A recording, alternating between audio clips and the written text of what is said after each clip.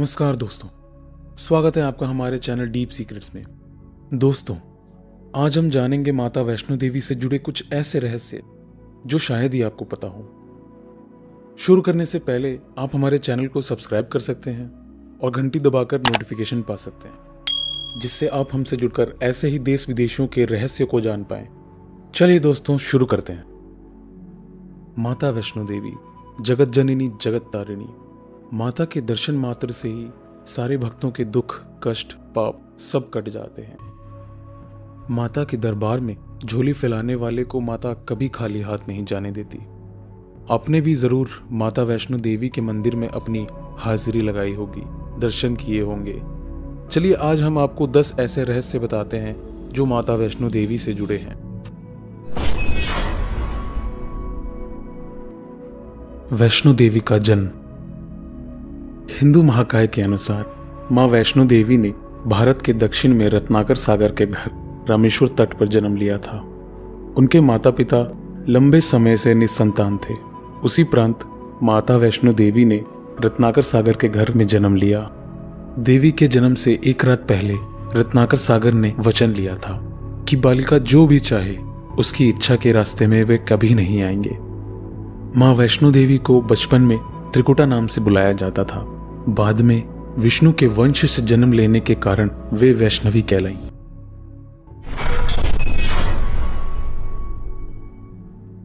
त्रिकुटा और रामेश्वर।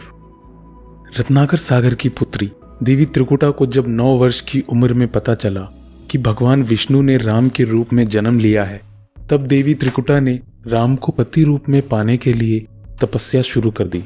सीता हरण के बाद जब राम और त्रिकुटा की पहली मुलाकात हुई, तब देवी त्रिकुटा ने राम को पति रूप में पाने की इच्छा प्रकट की। तब भगवान राम ने त्रिकुटा को कहा, मैंने इस अवतार में एक पत्नी व्रत रहने का वचन लिया है। मेरा विवाह सीता से हो चुका है, इसीलिए मैं आपसे विवाह नहीं कर सकता। देवी त्रिकुटा ने जब बहुत विनय किया, तब भगवान राम ने कहा कि लंका से लौटते समय जब मैं आपके पास आऊंगा, तब अगर आपने मुझे पहचान लिया तो मैं आपसे विवाह कर लूंगा।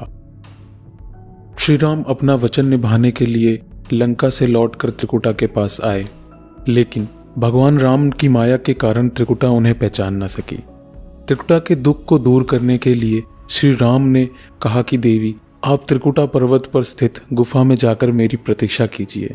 कलयुग में जब मेरा अवतार होगा तब मैं आपसे विवाह कर लूंगा। तब तक महावीर हनुमान आपकी सेवा में रहेंगे। इसी प्रकार भगवान राम के आदेश के अनुसार आज भी वैष्णो माता प्रतीक्षा कर रही हैं और अपने दरबार में आने वाले भक्तों के दुख दूर कर उनकी झोली भर रही हैं।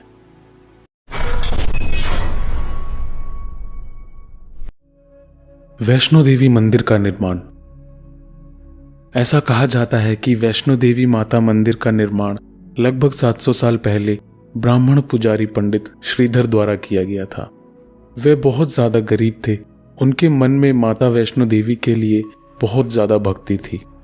ऐसा कहा जाता है कि उन्हें एक दिन सपने में माता वैष्णो दिखी और कहा कि उनके लिए भंडारा कराएं।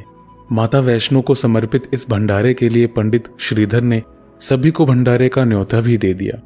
इस भंडारे को कराने के लिए लोगों ने मदद भी की, लेकिन वो मदद काफी नहीं थी। भंडारे के दिन नजदीक थे और पंडित श्रीधर ये सोच रहे थे कि इतने कम सामान में भंडारा कैसे हो पाएगा। इस चिंता में ब्राह्मण रात भर सो भी नहीं पा रहे थे। ऐसे में उन्हें बस देवी मां के चमत्कार की उम्मीद थी। भंडारे के दिन बुलाए गए सभी लोग ब्राह्मण की छोटी सी कुटिया में बैठ गए और इसके बाद भी कुटिया में काफी जगह बची हुई थी। इसके बाद ब्राह्मण ने सोचा कि वो इन सबको कैसे भोजन करा पाएगा। उसी वक्त ब्राह्मण ने एक लड़की को बाहर से आते देखा जिसका नाम वैष्णवी था।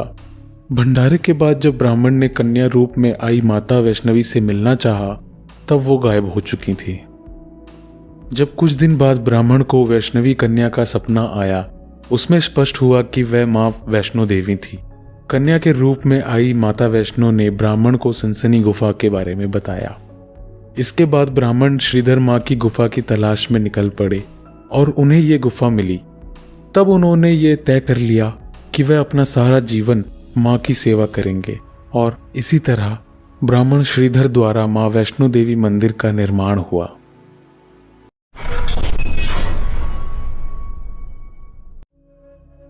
वैष्णो देवी मंदिर की 2 गुफाएं। वैष्णो देवी के मंदिर में एक नहीं बल्कि 2 गुफाएं स्थित हैं, जिसमें से एक गुफा को हम सभी गर्भजून के नाम से जानते हैं, जो त्रिकुटी पर्वत पर स्थित है। उसकी ऊंचाई लगभग 1200 फीट है। ये गुफा अर्धकुंवारी के पास है, जहां मां वैष्णो देवी ने 9 महीने कठोर तपस्या की थी। इस मंदिर की एक और दूसरी गुफा है जो कि भवन के पास स्थित है। इसमें 3 पिंडियों का वास है। ये पिंडियां देवी सरस्वती, लक्ष्मी, काली की हैं। लेकिन माता वैष्णो देवी की यहाँ कोई पिंडी नहीं है। माता वैष्णो देवी यहाँ अदृश्य रूप में मौजूद है। फिर भी यह स्थान वैष्णो देवी तीर्थ कहलाता है। इस गुफा में पवित्र गंगा जल निकलता रहता है। माना जाता है यहाँ कई प्रकार के चमत्कार भी देखने को मिलते हैं। गुफा में भैरव का रहस्य। माता वैष्णो देवी मंदिर में भैरव का शरीर रखा गया है।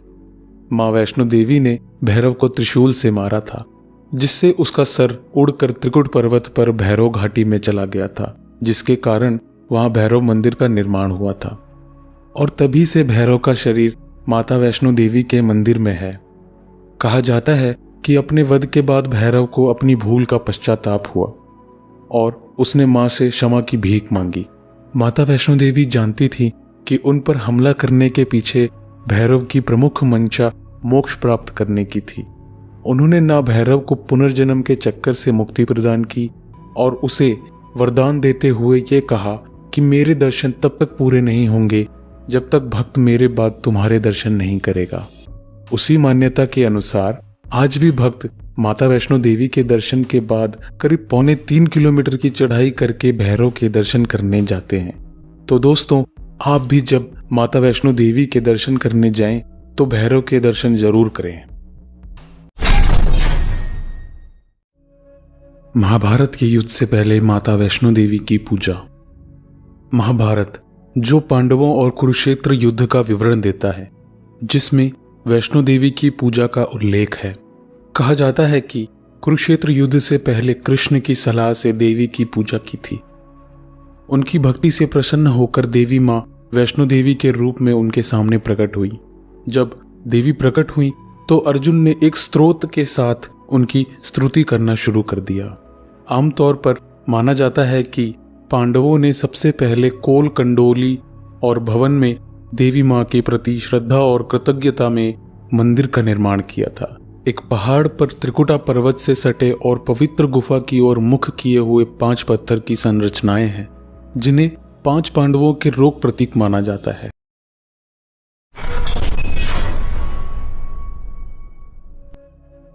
गुरु गोविंद सिंह द्वारा किया गया वैष्णो देवी का दौरा। यह दर्ज किया गया है कि गुरु गोविंद सिंह ने माता वैष्णो देवी की मंदिर का दौरा किया था। जब वे पूरा मंडल की यात्रा कर रहे थे, यह देवी मां के मंदिर में जाने वाले किसी ऐतिहासिक व्यक्ति का सबसे पहला अभिलेख था। और यह भी माना जाता है कि स्वामी विवेकानंद जैसे कई प्रमुख संतों ने मंदिर का दौरा किया है।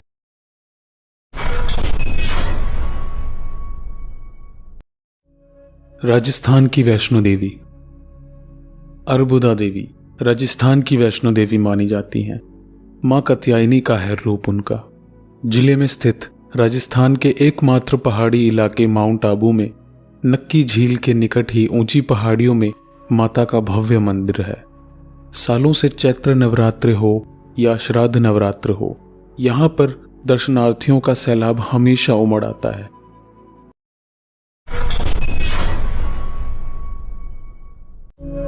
माता वैष्णो देवी मंदिर का रास्ता। बताया जाता है कि माता के दर्शन के लिए जिस रास्ते का इस्तेमाल किया जाता है वह असल में एक प्राकृतिक रास्ता नहीं है, बल्कि यहाँ आने वाले श्रद्धालुओं की बढ़ती संख्या देखते हुए 1977 में इस रास्ते का निर्माण करवाया गया था। तब से लेकर आज भी इसी रास्ते से गुजरकर मां के भक्त उनके दर्शन को जाते हैं। और आजकल की तकनीकी व्यवस्थाओं की वजह से आप लोग हेलीकॉप्टर जैसी सेवाओं का भी आनंद ले सकते। मंदिर में भक्तों के द्वारा चढ़ाया गया चढ़ावा। वैसे तो वैष्णो देवी मंदिर में हर महीने भक्तों की भीड़ रहती है। चाहे गर्मी हो, बरसात हो, ठंड हो, चाहे कैसा भी मौसम हो, भक्तों की भीड़ माता के दर्शन के लिए हमेशा रहती है। लेकिन नवरात्र शुरू होते ही मंदिर में भक्तों की भीड़ 10 गुना बढ़ जाती है। माता वैष्णो देवी के दर्शन के लिए भक्त दूर दूर से आते हैं और नवरात्र में वैष्णो देवी मंदिर की रौनक कुछ ज्यादा ही बढ़ जाती है। भक्तों द्वारा प्रसाद का दान आदि चढ़ाया जाता है। लेकिन आज हम आपको बताते हैं कि आखिर माता वैष्णो मंदिर में हर वर्ष लगभग भक्तों द्वारा कितना चढ़ावा चढ़ाया जाता है। माता वैष्णो देवी का मंदिर 5वां सबसे अमीर मंदिर है, जहां हर वर्ष लगभग 500 करोड़ की राशि भक्तों द्वारा चढ़ाई जाती है। अब आप अंदाजा लगा सकते हैं कि इस मंदिर का देश में ही नहीं पूरे विश्व में क्या महत्व है। तो दोस्तों, आइए मिलकर बोलते हैं जय माता दी। अगर आपको ये वीडियो पसंद आई हो तो लाइक कर दीजिए और सब्सक्राइब भी कर दीजिए, और नीचे कमेंट सेक्शन में ज़रूर बताइए कि आपको ये वीडियो कैसी लगी। धन्यवाद दोस्तों, फिर मिलते हैं ऐसे ही किसी वीडियो में।